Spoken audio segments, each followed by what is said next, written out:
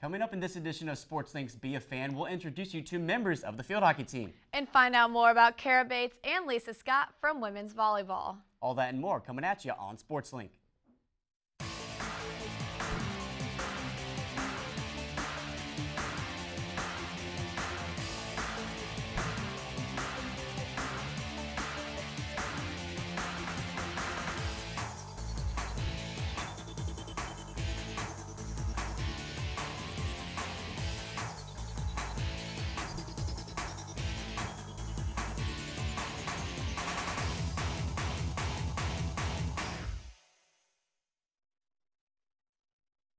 Ball State Sports Links Be a Fan is driven by Muncie Nissan.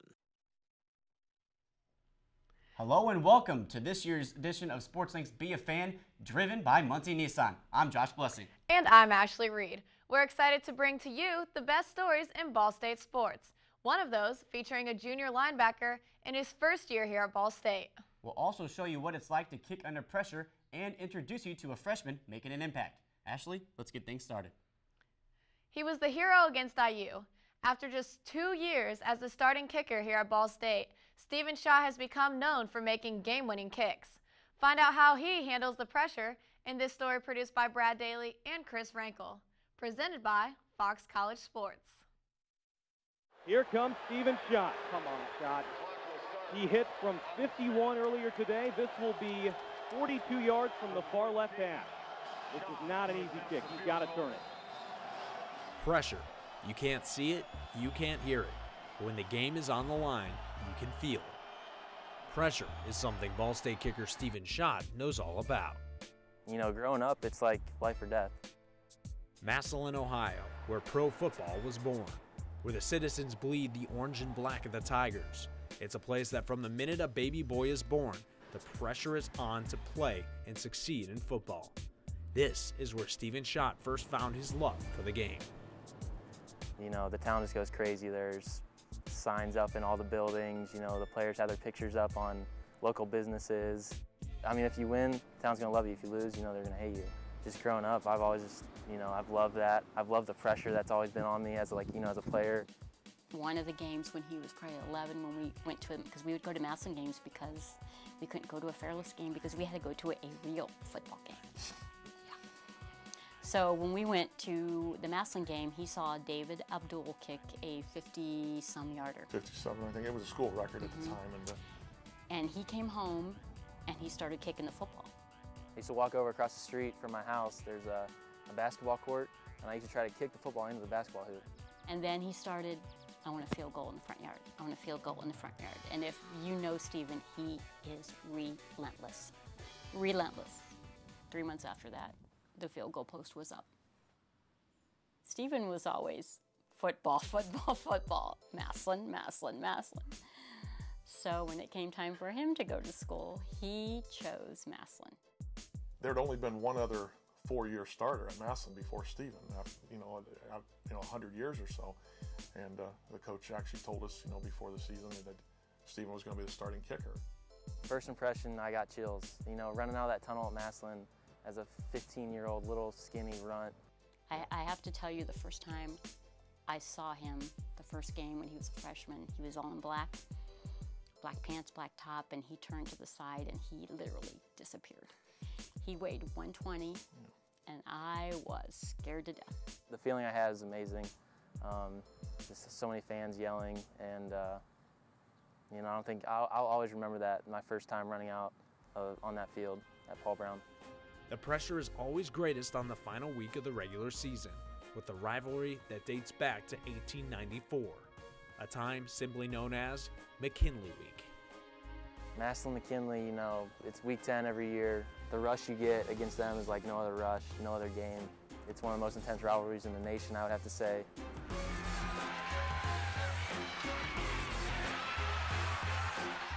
His junior year, Steven made a 47-yard kick in the third quarter to put Massillon ahead 10-7.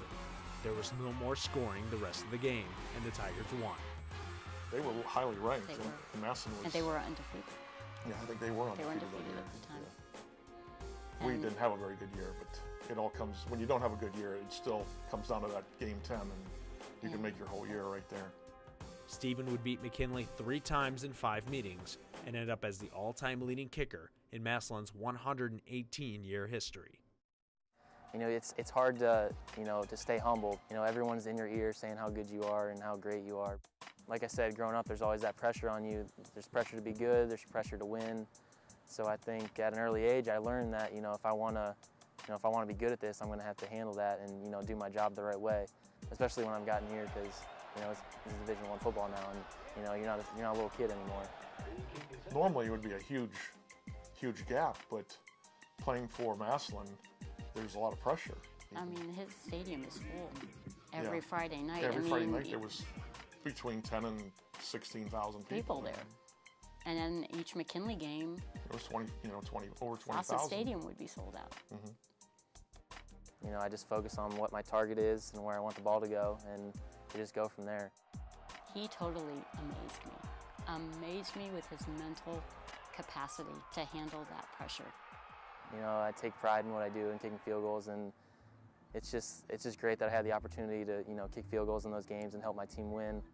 Massillon's always a special place, and it'll always be a special place to me. I love being from that town. I love growing up there. The history that's there, it just gives you that sense of pride, and you want to do well for those guys who went before you and the guys who are going to play after you. You want to leave that legacy. Well, we're definitely proud. I mean, go ahead. Every day, he's made us proud. Every day, in every way. Yeah, it's making me cry. Yeah, it's been quite a ride, and it was quite a ride, and it still is. Yeah, it still is. Savannah to hold. The snap is there. It's down. The kick is up. It's on the way. It's got the leg, and it is good. Pressure. It can break down a player or make them the hero. But pressure to Steven Schott is nothing new. It's just business as usual.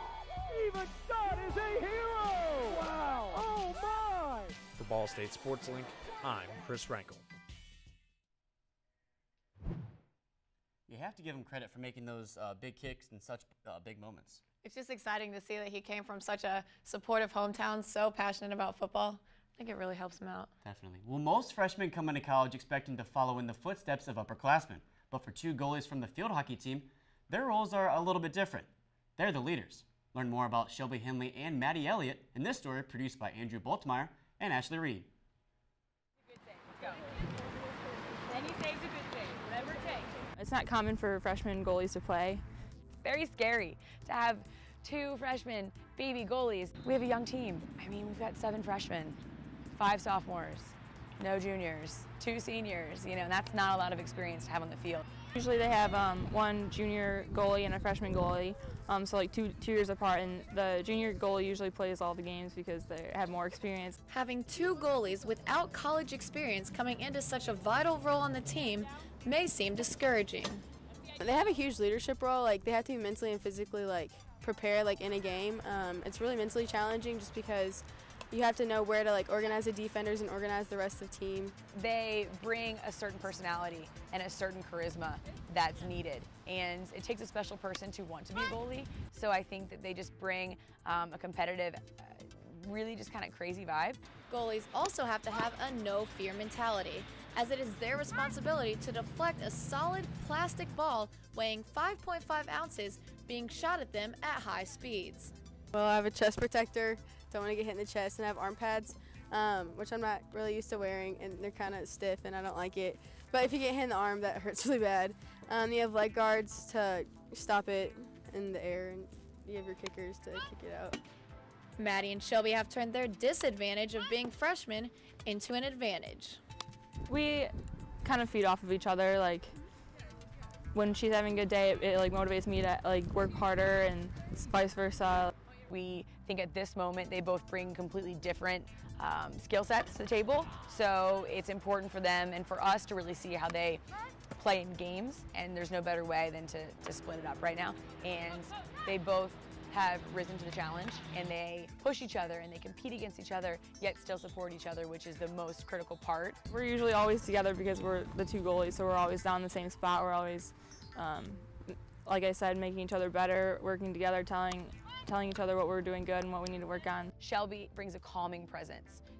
when people start getting crazy, she can calm everybody down, whereas Maddie gets people more excited. So they bring different things to the table, and right now it's working really well for us. The two goalies not only connect on the field, but off the field as well. Oh, Maddie. No, we're like really good friends. We started talking over the summer when I committed. I mean, after practice we're together, we eat dinner together. During the day we eat lunch together sometimes. With such a young team, one may wonder how the future looks. I'm looking forward to like the upcoming years just because like we have a lot of good girls coming in next year, and playing together with these girls will help us just develop a lot throughout the next 4 years here. I think as long as they keep working hard, they both have amazing potential and can both be amazing for us. And I know that our keeper coming in next year, she wants to play too. So I think it'll be interesting. Who knows? For Ball State Sports Link, I'm Ashley Reed. We're always trying new things here at SportsLink, and Ashley, this year's no different. Yeah, we actually have a new segment called Sounds of the Game. We're here with Pat Boylan. So Pat, tell us about that. Yeah, guys, well, this year we introduced SportsLink Sound of the Game, where we pair up different SportsLink highlights from the SportsLink radio call with the SportsLink highlights. This month's edition comes from Ball State's 41-39 last-second victory over Indiana, presented by Robbins Apparel. Bloomington, Indiana. A bit of a rivalry has sprung between Ball State and Indiana. The Cardinals come into Bloomington today winners of 2 games against Indiana, and Indiana looking to change the tide. Running in the gun, takes the snap, will give it to Jamil on a sweep. Jamil cuts to the outside, looking to catch the corner, now cuts back upfield to the 30. Jamil to the 25-20, to the 15, to the 10. What a run by Jamil Smith, and he dragged down at the 1. Oh, he came so close to scoring. Wide to the left, Wenning takes the snap, he's going to throw. Step, look, throws to the end zone as a man wide open, caught, touchdown, Ball State. Zane Fake calls it in the end zone, and Ball State scores the first touchdown of the game. 9:05 remaining here in the first. It's the Cardinals 6 and Indiana 3. Steven Houston's the back, takes the snap, gives to Houston up the middle. He's hit, falls forward. I don't know. I don't think he got it, Timmy. The spot. Wow. I don't think he got it. That first down marker sits at the 46. When he takes the snap, drops the throw. Good protection. Step, throws. He goes for the end zone. Snead is there. Snead has it. Touchdown, Ball State. Willie Snead holds it in the back of the end zone. And he is hopping up and excited. Touchdown, BSU. It's 13-3. What a throw by Keith. Snap is there. Savon shoulders down. The kick is up. It's on the way. And it is good. Takes the snap. Gives it to Edwards, cuts right side and scores. Touchdown, Jawan Edwards, and Ball State has reclaimed the lead. They lead 23-17. Will Smith in motion. Wenning takes the snap. Give it to Smith again. Now Smith is going to throw. Goes right side. He's looking for Keith Wenning in the end zone. Who caught it? Wow. A diving catch. Keith Wenning, the quarterback, made a diving catch in the end zone. And what a throw by Jamil Smith. Oh, my goodness. What a catch. When he takes the snap, drops the throw, protection stays in, look, throws to the end zone, caught, Zane Fake, touchdown, Ball State! Zane Fake calls it in and has a big TD grab, and it's Ball State 37, Indiana 25. Takes the snap, drops the throw, throws over the middle, caught, touchdown, IU. Wow. Nothing short of unbelievable. State has a chance. Here comes Steven Schott. Onto the hold. The snap is there. It's down. The kick is up. It's on the way. It's got the leg. And it is good! It's good! It's good! Steven Schott puts it through! And he's beaten Indiana on the last second! Steven Schott is a hero! Wow! Oh my! 41-39, a last second field goal! Ball State is going absolutely nuts on the field!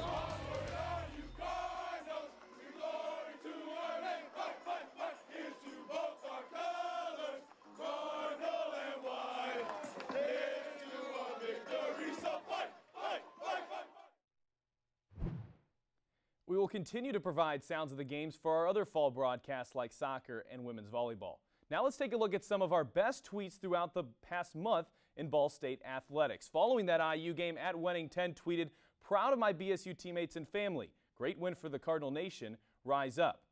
Then men's golf coach @Mike Fleck said, "Proud of my guys at Ball State Golf. They visited the Muncie Fire Station number 5 that protects Ball State after practice to say thanks. #class, #9/11. And then from @Scaife_4 guard on the men's basketball team, "You gotta love this game to play it at this level. No more excuses, make it happen." And from football coach @Pete Lembo, lots of heroes yesterday besides the obvious ones. Joel Cox blocks a PAT. Dehaney plays well at nickel. Schott's first field goal was big too. And finally from @Ball State Volleyball, and yes folks, you're reading that correctly, @Kara Bates 2 had 19 kills tonight. Icing her shoulder tonight. To stay connected with all of Ball State sports, SportsLink is your social media leader. Give us a follow @BSU SportsLink or like us on Facebook. Search Ball State SportsLink.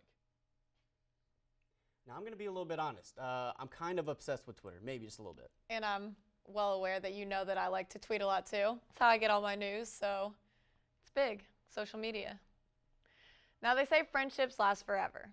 The same can be said for Kara Bates and Lisa Scott from women's volleyball. After playing together for 2 seasons at the University of Maryland, they now find themselves together yet again, this time at Ball State. Find out more about their friendship on and off the court in this story produced by Chris Kaczynski and Josh Blessing, presented by WMDH. Over the years, Ball State women's volleyball has become a place of comfort for players across the country. No example reflects that more than Kara Bates and Lisa Scott. Their friendship began years ago on the University of Maryland volleyball courts, long before Ball State. 2 years ago, when Kara was being recruited by Ball State, she sent 2 or 3 videos of herself playing so I could evaluate her as a player. And as I watched that video, I was really impressed with this other really great athlete on the Maryland team. And when Kara came to Ball State, she told me that this great athlete that I was really impressed with by the name of Lisa Scott was not playing her senior year because she just didn't enjoy playing volleyball at Maryland University. Bates transferred to Ball State her junior season. The best friends kept in contact, talking every week. Then one afternoon, Scott received an unexpected phone call. She called me and said, "Hey, I just had a meeting with my coach and he brought your name up, and would you even be interested in playing again?" And I was like, "Well, I don't know, maybe." I told myself no, but maybe this is an opportunity that I could really thrive in. So I left it open, and I told her I'd call her back later after I talked to my mom. And then, like she said, that's how we got the ball rolling. I was like, "Hey, so my coach was just wondering if you wanted to come on a visit. I know it's kind of weird," and I just kind of blew it off as in I didn't really think that she was gonna have any interest in playing. She had a year off, and she was like, "Really?" And then it kind of just spiraled into that. But I finally got to have a conversation with him, and we talked for a good 20 minutes, and I just really felt comfortable, and he really told me his vision for what this year was going to be and his vision for me and how I would fit into the team, and he really let me know that he had thought a lot about it. A year removed from volleyball, Scott decided to make the 600-mile jump to Ball State and rejoin her friend on the court, this time in a Cardinal uniform. Oh, they're best friends off the court, and that really makes it special. They're very comfortable playing with each other.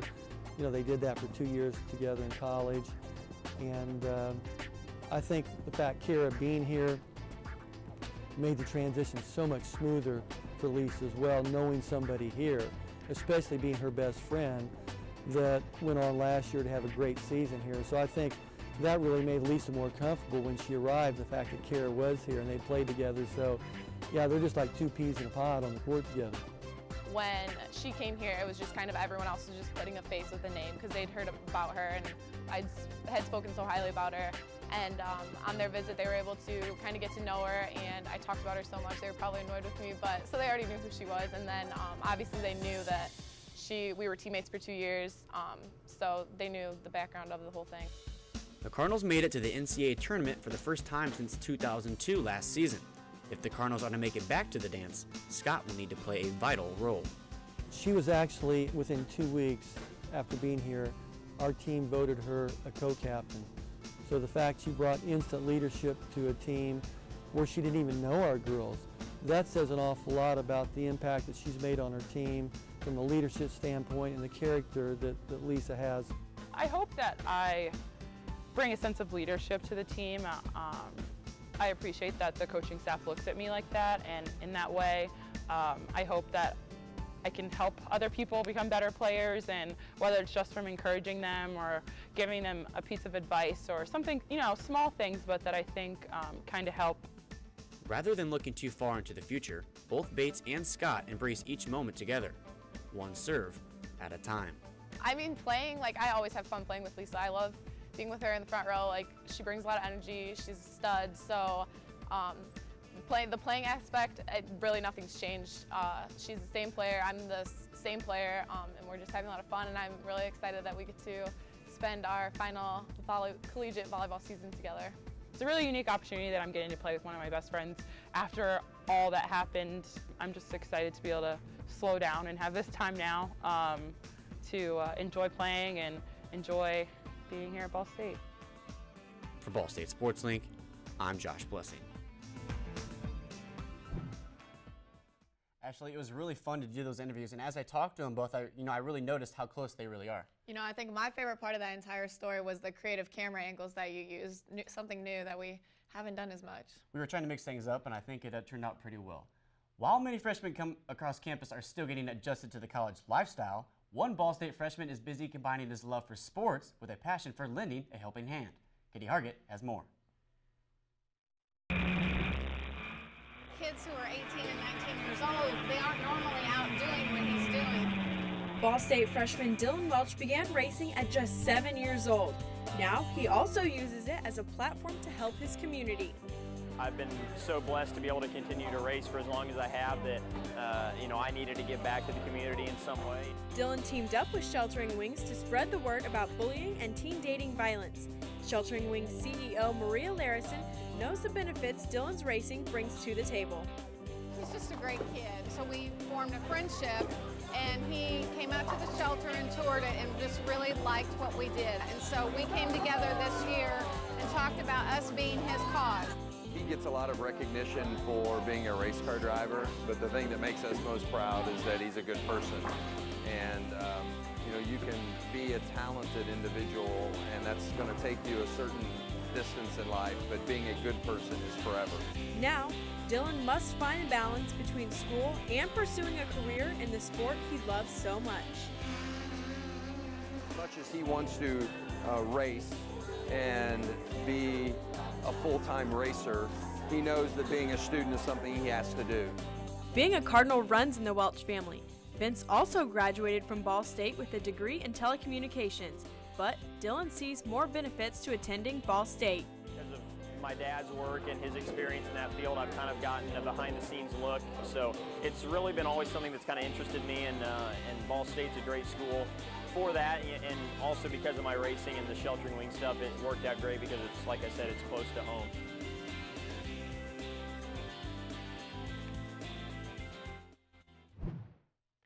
Each player has their own way of preparing for a game. Some athletes listen to music, others envision themselves succeeding.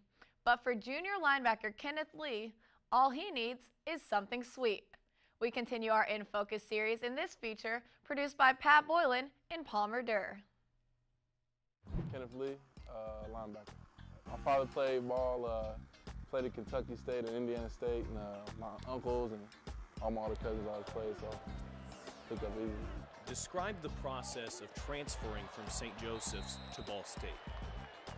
I went there with under Coach Esposito, and by my sophomore year, by the end of my sophomore year, I was on my third head coach. And I'm not one for switching up coaches every year. I didn't like that. And so I figured I could play at the next level. I should have played at the next level out of high school. I just didn't have the grades. And so I worked my butt off in the classroom, got my release forms, and looked D1. Criminal justice is my major. And as far as like the workload in that field, it's not that much. It's just a lot of papers and reading. It's not as much as projects and stuff like that. So the workload's not that bad, so it balances out pretty well.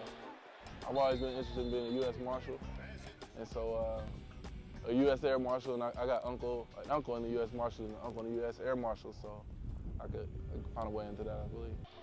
I'm a big fisher, and if I'm not fishing or playing football or clash or something like that, I'm playing video games. I'm never one to click up with people. I'm usually good with everybody. Like, you'll see me talking to Kid O'Brien, you'll see me talking to Avery Bailey, hang out with Jonathan Newsom, hang out with Kelly on some weekends, you know what I mean? I'm all over the place. The only real superstition I have is if it's raining, I can't wear gloves, and every game day I have to eat a box of Mike Nuts pre-game. When I was a kid, even before Little League games, I never ate breakfast. It was always like, Mama, let me get some Skittles. Can I get a Fanta? Let me get something, you know what I mean?